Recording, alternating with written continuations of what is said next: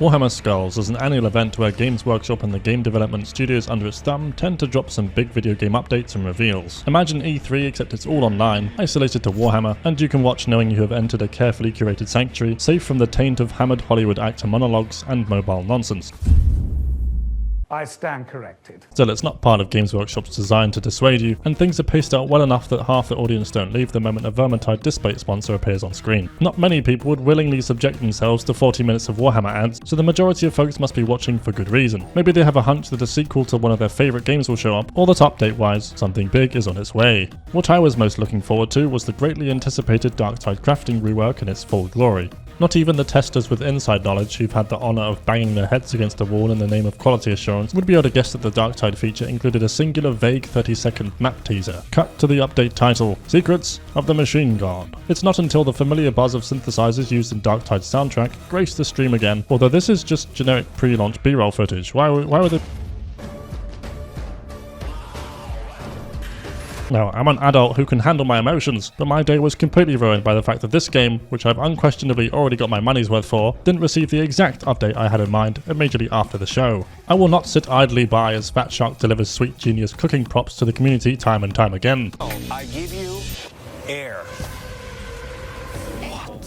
Apart from the spontaneous bathroom break I had to take after hearing the Mechanicus 2 soundtrack drop, my Warhammer 40k Skulls event viewing went uninterrupted, so I got a pretty good look at everything, and although the Darktide display was clearly grounds to uninstall forever, I'll be better off broadening my horizons with some of the other Warhammer goods for the time being. The Rogue Trader DLC looks pretty sweet, Space Marines drop-kicking space bugs was definitely a highlight of the event, and Mech 2 has piqued my interest but doesn't have a release date yet. We need something happening right now. While we could delve into the world of mobile games, the remaining showcases that stood out to me were an open beta orc racing simulator and that absurdly placed card game. I could play both or go a bit crazy and combine the two, which sounds awesome and would make a great TV show. No, obviously my best bet is to go with one of them. But first, I would like to quickly draw your attention to a cheesy show from the late 90s called Scrap Heap Challenge. It's the quintessential gathering of engineer lunatics for telly kind of show, where the goal is to use a scrap heap to build contraptions, mostly vehicles, like floating cars, and in one specific episode something called a welly-wanger.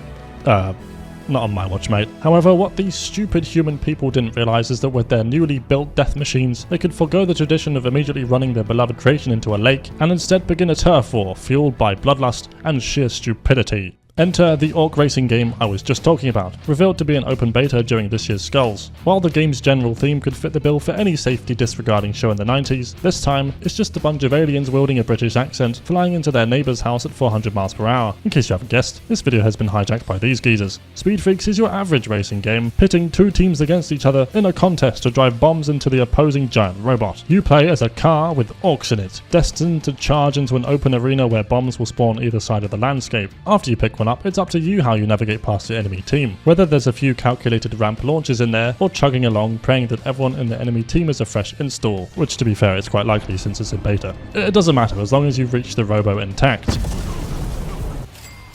I'm going to pull out the obvious comparison and say that the gameplay is a tad similar to Rocket League. You know, if it didn't diverge in every way apart from the visuals of the gold explosion, it's a completely different ballpark. A combination of insane 40k trivia justified quite easily by saying, yeah, I mean, what do you expect?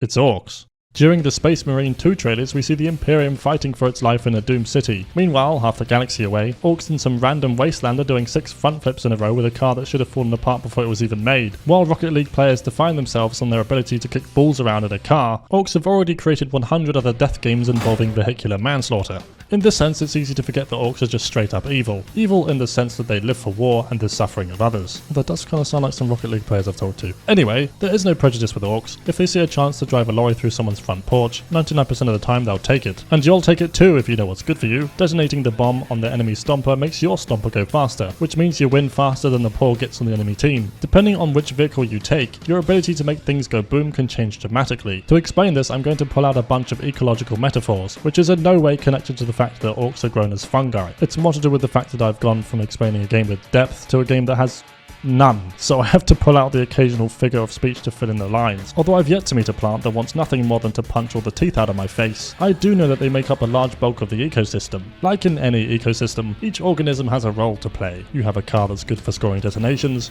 a car that does bugger all, and a car designed to inflict crippling paranoia.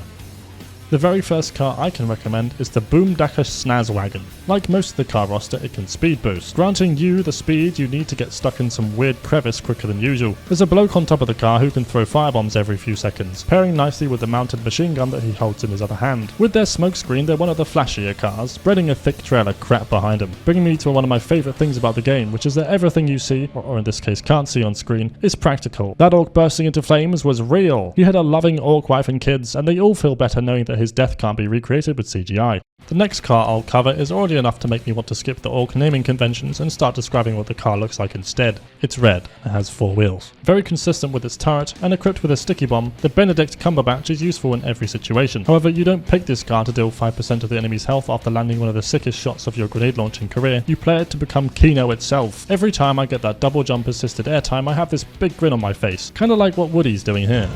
Seriously, the boost jump combo lets you line up some borderline impossible goals to stop, and pulling off a successful one will have you first on the Valhalla waiting room list.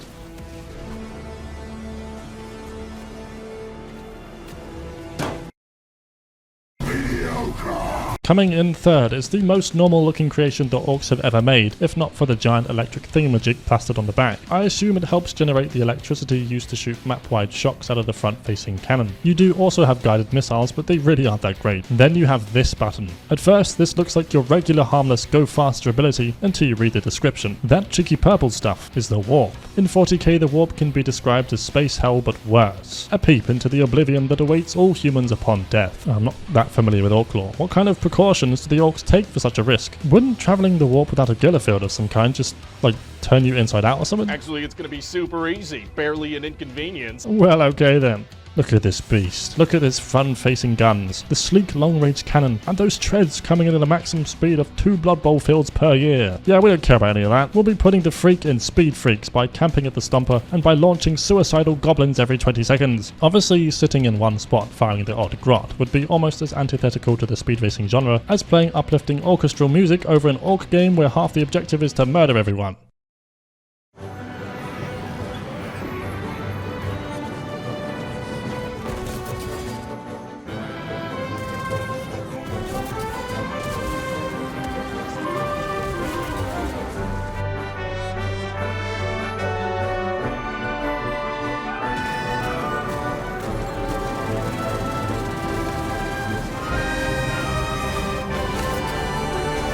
On the polar opposite end, there's an assassin trike. After most folks are knocked it, there will be entire teams of these guys, zooming around with their superior mobility and their burst DPS. You can be a real nuisance with this thing, especially since many of the vehicles don't have ways to deal with your grappling hook. Which begs the question, if they didn't want me to be a bastard, why do they make it look so cool? That doesn't make sense. Just like Games Workshop chooses a faction to forget during each Warhammer edition, we come across a car that doesn't exist in the minds of the player base, until the medic starts to actually do their job. Look at these silly weirdos using strategy in my brain-dead orc game. Lastly, there's the Mega Tank. Don't let the crude appearance fool you, it's sturdier than the average Cybertruck. Okay, so turns out that's not setting a very high bar. The point remains that this thing is a tiny bit chunkier than the smaller vehicles. The problem with it is that it's slow. Only an Ogren's thought process comes close to how miserably sluggish the tank is. It has a similar mechanism to some of the bots you'd see in Robot Wars. Unfortunately, anyone who has figured out how to turn left or right in this game will have the Grot Mega Tank completely beaten. You're gonna die in 5 minutes! Oh dear, by the time I was done describing the roster in this game, the beta's already come to a close. Well, with the orcs no longer breathing down my neck, I can finally make the video I wanted to make. Welcome to Rogue Trader, folks. I've been really looking forward to this. I've heard great things, so let's just get stuck in. Ein paar Sekunden später. Wow, that was amazing. It's been a while since I took so long to finish a single player game. Actually, it's a bit of a point of embarrassment for me.